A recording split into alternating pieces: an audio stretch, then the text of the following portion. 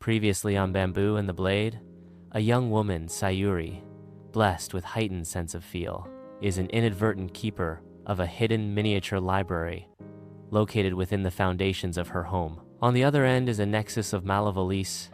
Dark forces and General Ko are hell-bent to capture the miniature library to gain from its unlimited power. Can Sayuri and her villagers safeguard the surge of the forces of General Ko? The night of the attack arrived. A heavy mist rolled in, a typical valley phenomenon. But this time, it seemed to cling to the ground with a chilling purpose.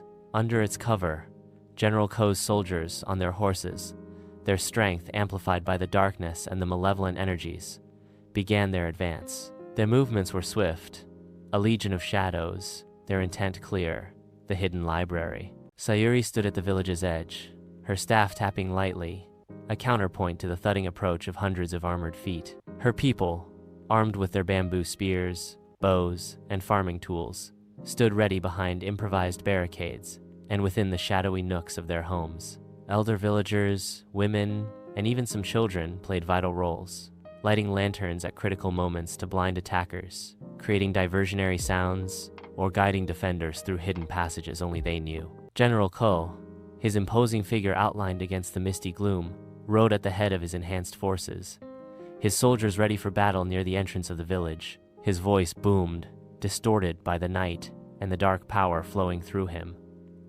"Lay down your arms, blind guardian. My power doubles in this darkness. What hope have you when you cannot even see your doom?" Sayuri's reply was a quiet, resolute whisper, yet it carried an undeniable force. "Darkness is a canvas, General.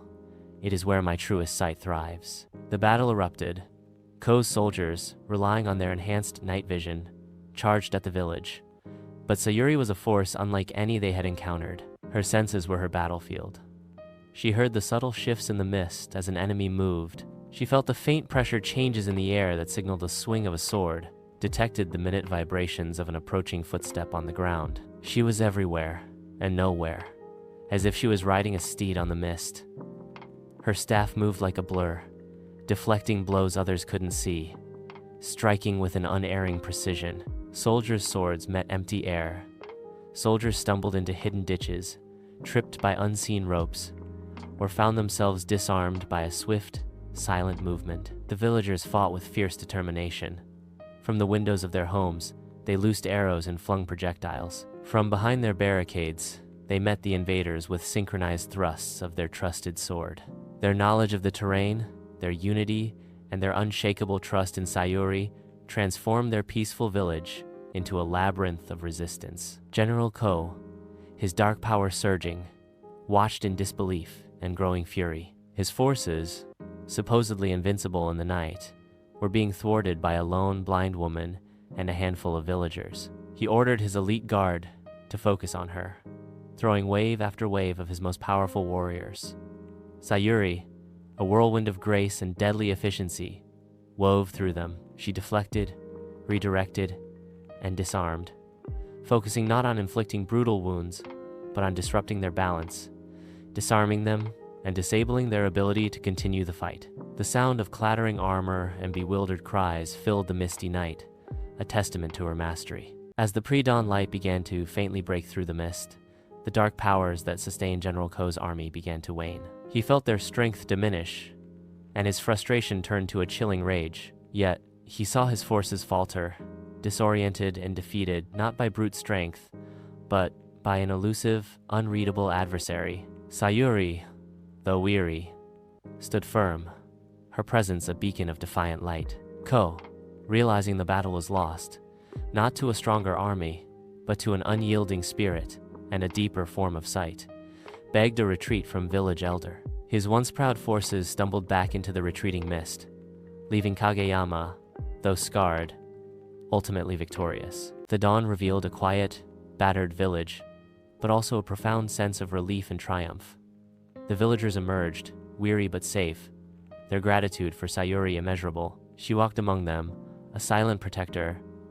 Her presence has become a quiet strength. The miniature library, deep beneath her home, remained undisturbed, its secrets safe, for now. Sayuri continued her watch, a living legend, her story echoing through the rustling bamboo. Her journey, born from loss and adversity, had not only saved her people, but had also illuminated a timeless truth: that our perceived limitations can unlock our greatest strengths, that inner vision sees far beyond the confines of physical sight. In a world often veiled by shadows, Sayuri, the guardian of bamboo and the blade, taught them that the most profound power often lies not in what we possess, but in the unwavering spirit within.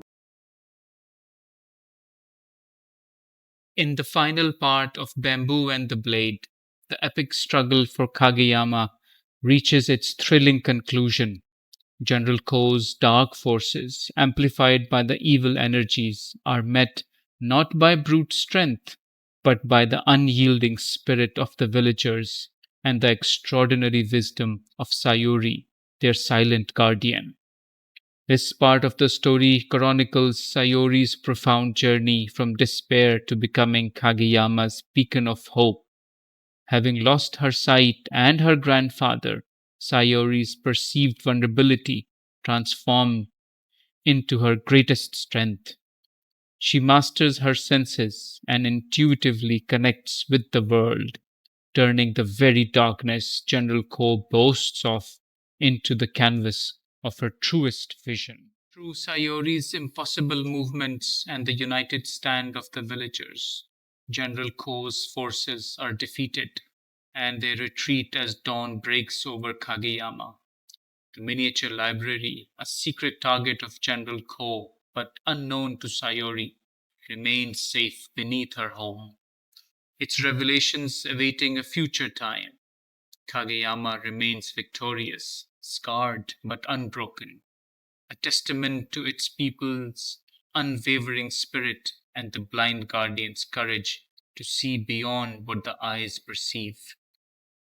Part 2 invites us to consider our own darkness as a canvas for true sight, highlighting how perceived limitations can be untapped superpowers. It's a powerful reminder that true victory stems not from overwhelming force, but from inner wisdom, unyielding spirit, and the courage to trust our unique way of navigating the world, allowing our truest vision to shine brightest even in the deepest night. Until our next journey, lean into your unique strengths and let your inner vision guide you. This is Vanguard Seeker. Thank you.